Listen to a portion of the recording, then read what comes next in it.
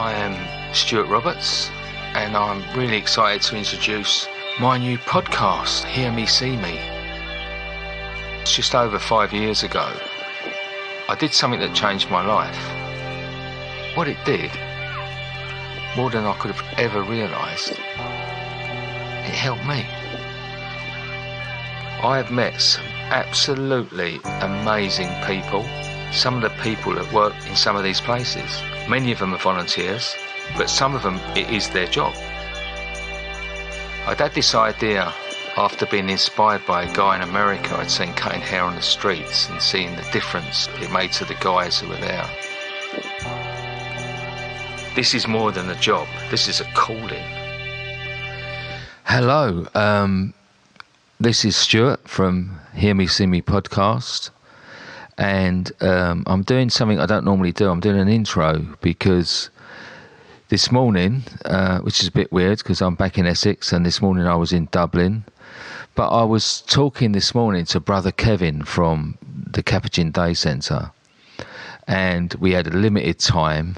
Even though he's 83, he's such a busy man. So we only really had half an hour. And just in case it didn't come across enough how special this person is, I'd really encourage everyone to either before or after go and check out online Brother Kevin from the Capuchin Day Centre in Dublin, and you'll see what an incredible person he is. He started working with the homeless there in 1969. Now I was 7 years old then, and I'm 58 this year, so that's the entire bulk of my life that man has given to the homeless and the people in need in Dublin. He saw the Pope last year. The Pope came, and the Pope said of his trip to Dublin that the highlight was meeting Brother Kevin. I think the Pope was in awe of Brother Kevin, which really, and he's so humble, so unassuming that honestly, I'm still a bit in shock. I met him 4 years ago, and I still cannot believe the sort of aura around this man. And it was such a privilege to speak to him. So I just really, hope that as many people as possible listen to this. And for anyone who doesn't know him, get to know him, because we don't have many of these people come along in our lifetimes. And it was a real privilege. So please enjoy. Right, we begin. Okay.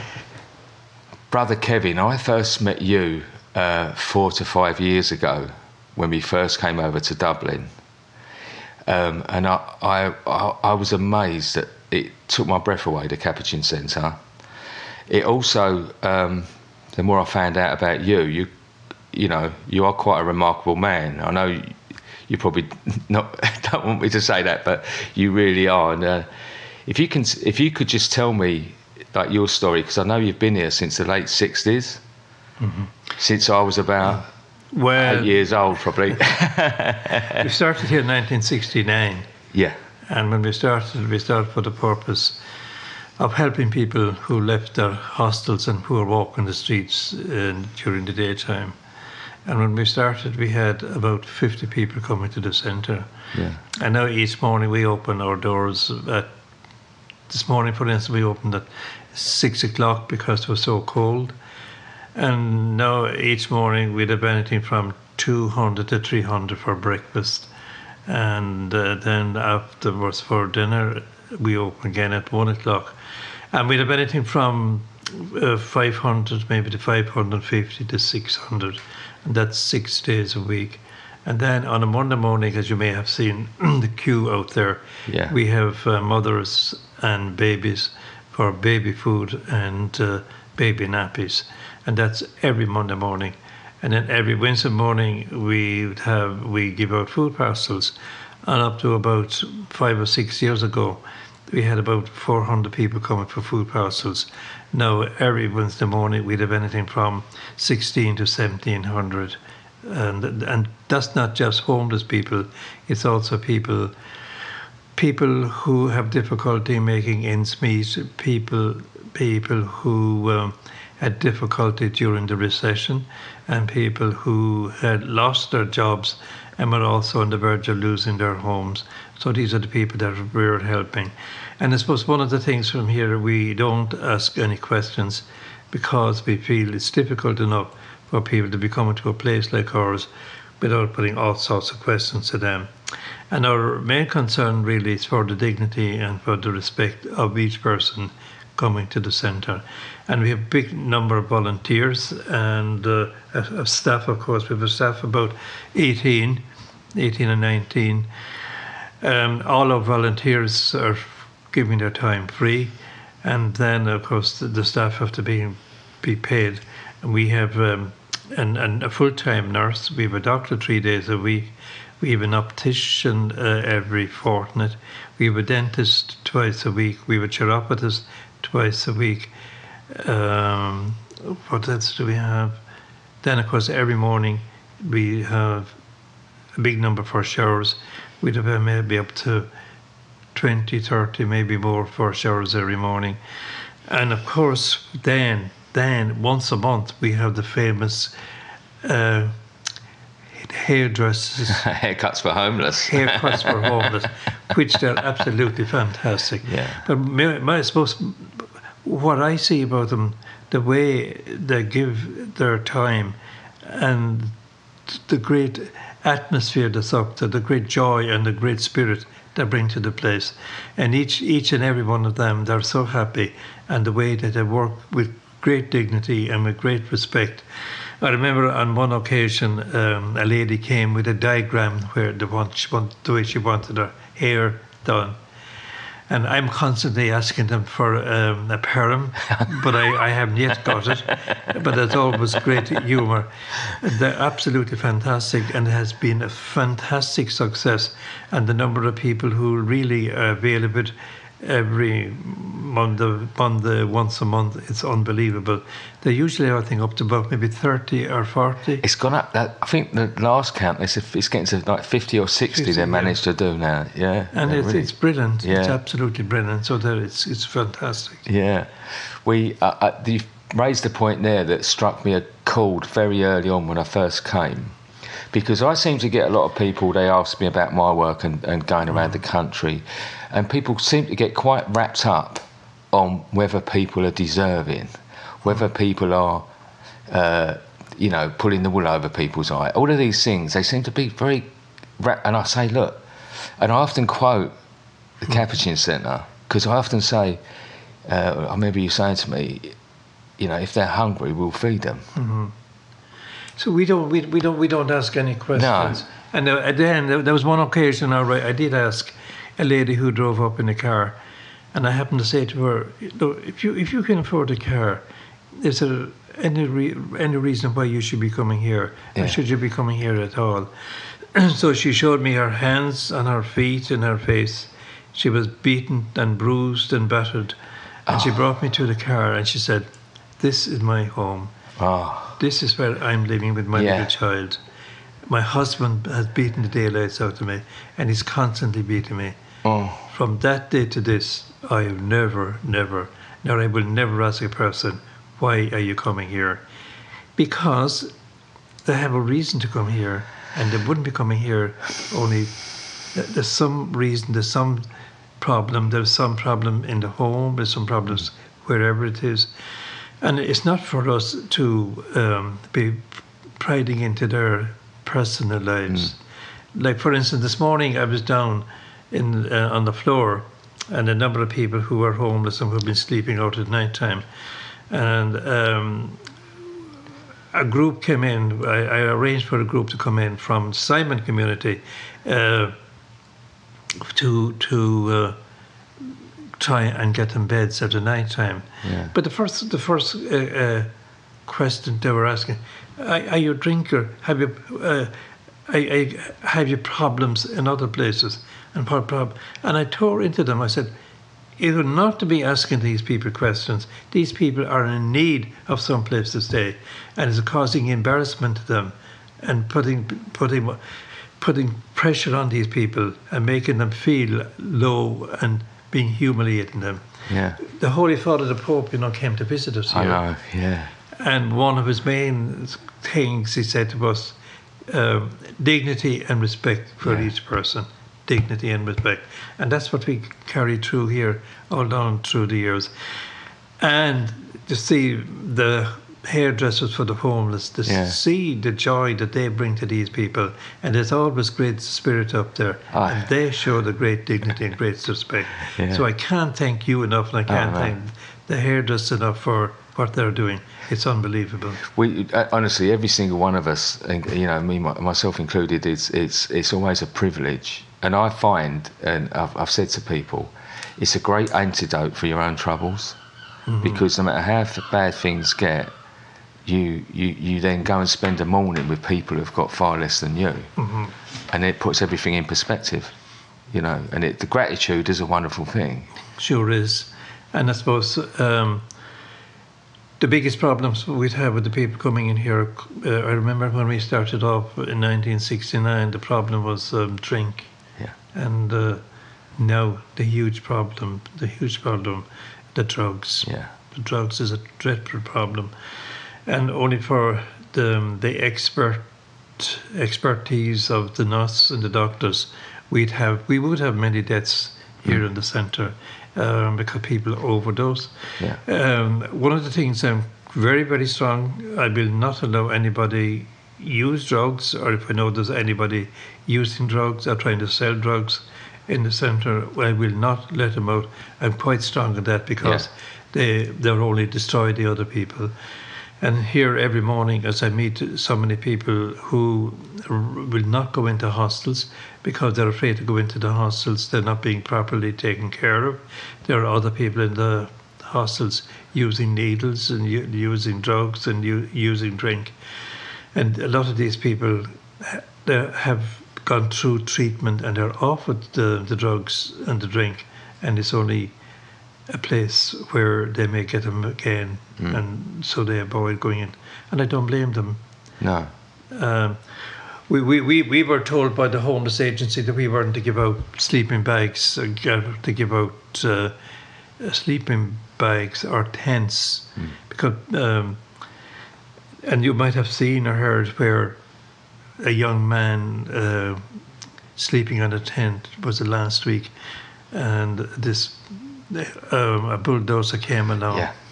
To me, that's a crying shame, and I think it was an absolute disgusting that our government would allow such a thing like that to happen. With the result, I'm not going to refuse anybody for a tent, nor I'm not going to refuse anybody for a sleeping bag, because if I happen to refuse somebody for a tent and that person is on the street tonight and dies from the cold, that's on my conscience. Yeah. So my concern is for dignity, respect of each person, and I don't ask them any questions because I feel that it's important that they be treated the way they should be treated.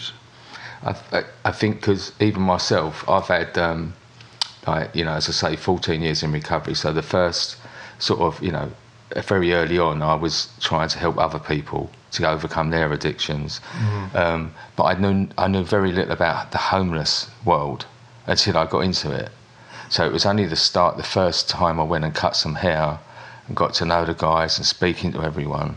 I had a lot of preconceived ideas, and I thought everyone was an alcoholic or a drunk or and you very quickly get all of those preconceived ideas shattered because you're talking about human beings with their own problems, and it's, as you say, you cannot judge. You cannot judge. You can only help. I said to someone, I just love people and I'll cut hair and love people. That's all I can do. I don't want to get tied up in all the other stuff because there's no straight answer, is there? Certainly not. And then I suppose the way I look at it, that the majority of people are homeless. They're there because they're there. We don't know what problems they had in their homes, maybe thrown out of their homes by their families, broken up marriages, broken up relationships. And all these things do happen, and we have to show respect for these people, and we have to try and help them. That's what we do here. We try to help them the best way we can, and make sure that we give them clothing if they're in need of clothing. I remember one time this gentleman brought in some beautiful clothes and some beautiful suits, and there were two of the homeless people came into us, and I think they were going to a wedding, and they needed a suit, and so we gave them a suit each, and they were going down the streets, and they were all dressed up, and of course they were known by the police as being homeless people, and of course the police thought they were after stealing the clothes, and they pulled them in to know where they got the clothes and where did they steal them from. Yeah. So they were able to tell them, we got them up on the Cabasheen Day Centre. Yeah. So they contacted us to know if they were telling us the truth. Because they were so well dressed. The smartest guys on the street. Yeah. Oh, it's lovely. I mean, even though it's a wonderful thing what's happening here, it breaks my heart to know that it's needed. Because I go all around the country, all around the UK, and this place particularly always, every time I walk down that street and I see everyone queuing, it's something, you can't help but break your heart, because I almost feel like, it's like I see the vision of it, it all turns to black and white, and it's like I'm in Dickensian times, But I'm going to say something quite pointless really, but how can we ever change it? Well, I suppose the biggest problem we have in our city at the moment, the housing situation is a problem, a huge problem.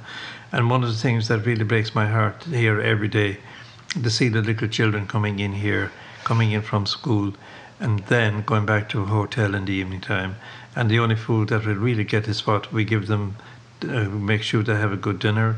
The people in the kitchen, they prepare special food for the children, because make sure that they're something that they will enjoy rather than big food.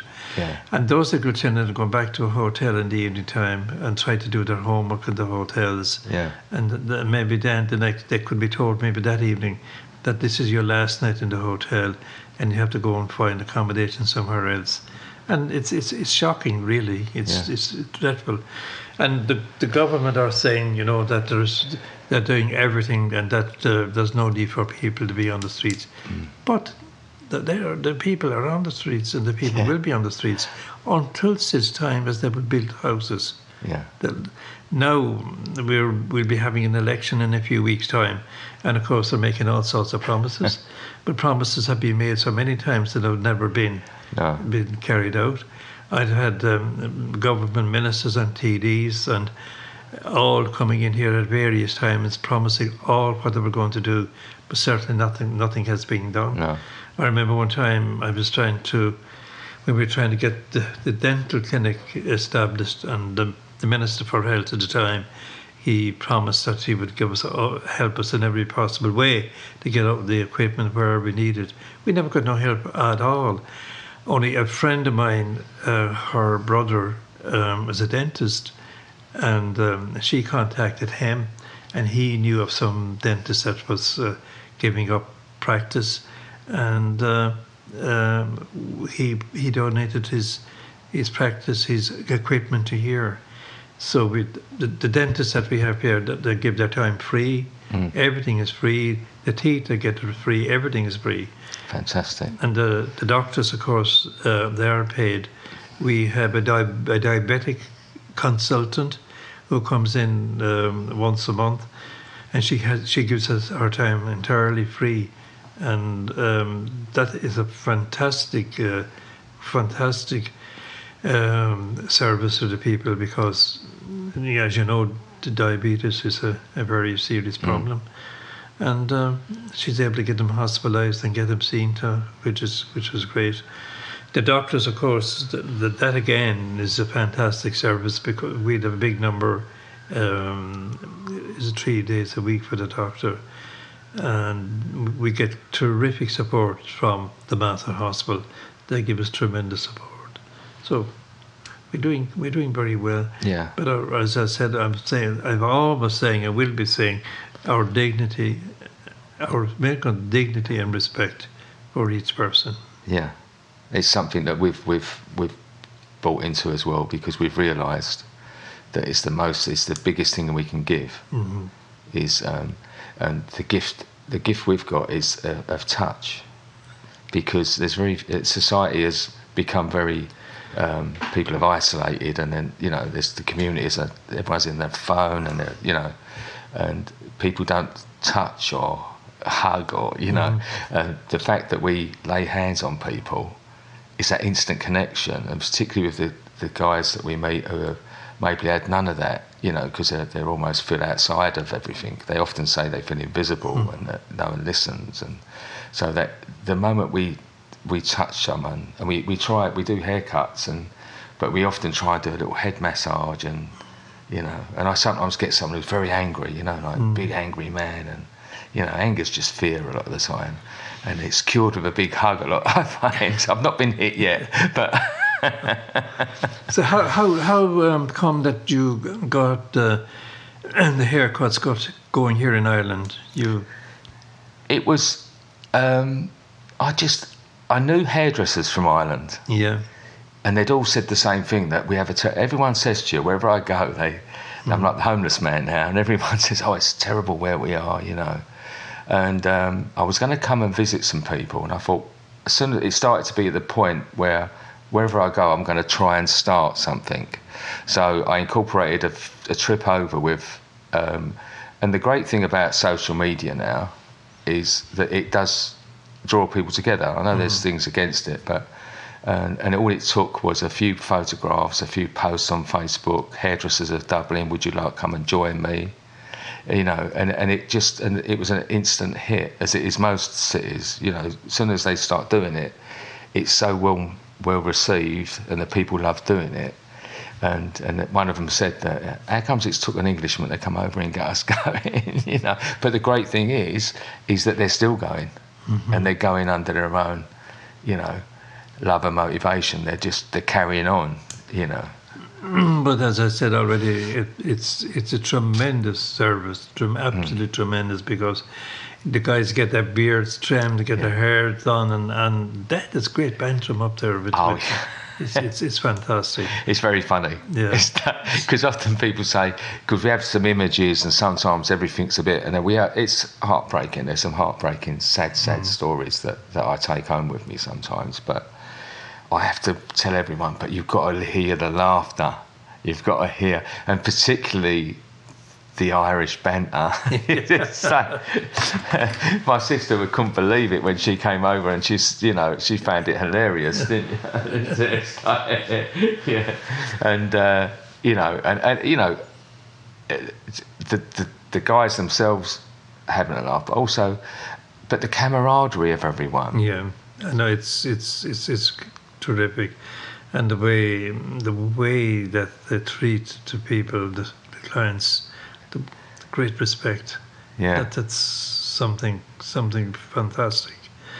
So thanks to you for starting something which is so important. Yeah. And the hygiene, of course, for people is very, very important. Yeah. And then so they can have showers done. They can have a shower if they want to need a shower. So a big number would have showers, of course, every morning because they've been out and whatever. Yeah.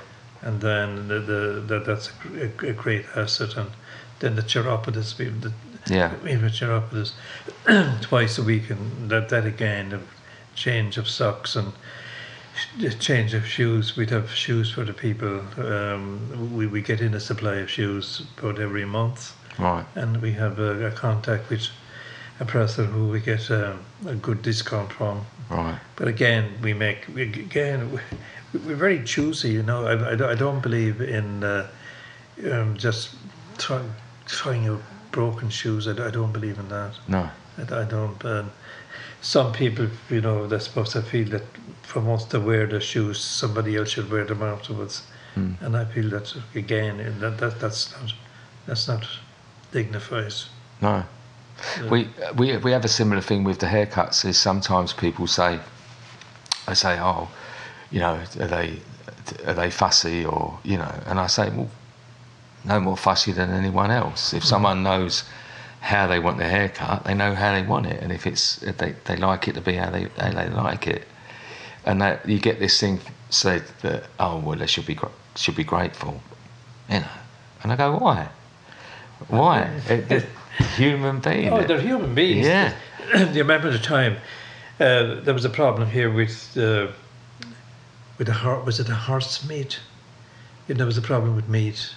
Right. And we weren't allowed to. There was certain meat that we weren't allowed to eat, right? Yeah. And somebody rang me up one day to know that they had so much meat that they want to give to the homeless, and it was this meat that was rejected, if you like. So I said, would you eat that meat yourself? Oh no, certainly not, certainly. But then I said, you expect the homeless people to eat something that you reject yourself? Under no circumstances, I said, would we do something like that. Yeah. These people, I said, are people who are genuine people, human beings, who has to be respected the same as everybody else. Yeah. And I think that's really part of what I want the podcast to do, and just general, is just breaking down the awareness for people, you know, of the preconceived ideas and all of the things that people they make their mind up, unfortunately, before they go. This contempt prior to investigation. So they, you know, they come and, you know, and everyone's scared. And I say, look, go to places, go to the Capuchin Centre, go to Whitechapel Mission, go to these places, and meet the people who work there, and meet the people who go, the guests as well, and then you'll understand more about what the reality of everything is. So, are you happy at the way it's going here? Oh yeah. They're an amazing bunch of people. As I say, very self-supporting. They do their own fundraising. We've got this thing that's a little bit difficult because of the island, you know, the Dublin being as it were out of the UK. So, yeah. And sometimes with even like postal things, so I might get given some stuff, but it costs. I get it free, but it costs more to send it than it would to buy it. Well, if there's anything that we can do, if it's costing you any money in any way, you know, let us know, and we will take care of it. I'm sure they'll be fine. They'd rather it go on the homeless, because they do sponsored walks and sponsored parties, and they're a grand lot. They're a fantastic group of people. Absolutely fantastic. Yeah. So we really and truly appreciate first of all you and getting the whole thing set up, and then the people themselves who are coming here. They're a fantastic group of people. There's a great band, and we really look forward to the day they come here every month. It's something else. So this has been your life, hasn't it? Well, yes. It's 1969, so it's most of my life. I was born in 62, so for most of my life you've been here. You must love everyone here. Well, they're your family, aren't they? They're my family, and I love them. I love each and every one of them. Yeah. Even though I suppose there are times when I might have to be a little bit with some. I find, I suppose, what saddens me most of all is to see the little children going into the hotels. But saddens me also to see the number of people who have overdosed. And as I said, only for our good medical team, we'd have deaths down on the centre. And that's why I'm so strict about drugs. If I notice that anybody sometimes that try to sell drugs here, and they're put out immediately. I don't allow it at all. I'm very, very strict on that. Because I'm very conscious about the fact that so many lives are being destroyed through the drugs. as you can see with the violence that's here in our city at the moment, Yeah. with the drug scene, and it's all drug related, and the number of people, young people caught up in it is crazy. Yeah. And I've been saying we'd have schools in here, they come in to visit the place, and when we give them talks, we talk about the importance of avoiding drugs, and especially when they leave school or mixing them up with our friends, exchanging drugs. That's a huge problem. I've got a good friend in England called Paul Hannaford, and he's an he won't mind me saying, he's an ex-drug dealer, and, you know, a very, at the hardcore part of that life. And he's turned his life around, and he now goes to schools. And the interesting thing that he said to me was the headmasters would say, can you come in and speak to our 16-year-olds? And he'd say, look, you need me to speak to your 9-year-olds, because if I don't speak to the 9-year-olds, you're going to have a problem with them when they're 16. And what blew him away was he would then go and speak to as young as 7, 8, 9, and they were fully aware of that, lots of things about that lifestyle. But he does an amazing job, of going in and trying to turn young minds around, because that's where it's got to start, rather than before the damage has sort of taken over. It starts at an early age. We'd have, I remember this, we had a young lad, he started to come in here about 16 or 17, and the problem then, he was drinking, and he became an alcoholic, and then he went from the drink to drugs. And I remember one morning he came in, it was a very frosty morning, and he was actually stiff with the cold, and he had a beard, and his beard was frozen. We had to get him thawed out in the showers and get him, I think we also had to get him hospitalised, because we were afraid he'd die as a result of the cold. But then he came in a few times afterwards again, after being on the drugs, and he left here one day, he left after lunch, and that night he was found on the streets dead, with a needle stuck in his hand. He was only about 23, 24 at the time. My son's age. Yeah. We've seen some very sad cases. The drink is a huge problem, of course, as well. We also have a plot up in Glasnevin for those who die who have nobody belong to them. Oh, right. So you've even got somewhere for someone to rest after they've gone. So yeah, it's been such a privilege to talk to you.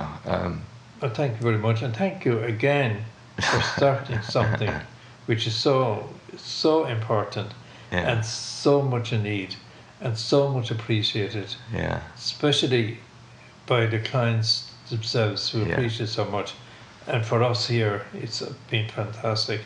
And to see those people coming in once a month with the joy in the life of the place, you just go upstairs there, and it's a party. It's a party. It's absolutely a party. And I'm all the time looking for the perm. Yeah, you've not got one yet, have you? You've been asking me for 5 years, and I've not given you one yet. I can't think of a better way to end it.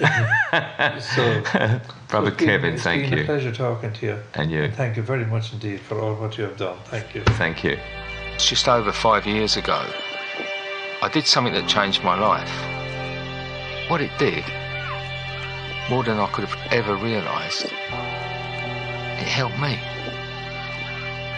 I have met some absolutely amazing people, some of the people that work in some of these places. Many of them are volunteers, but some of them, it is their job.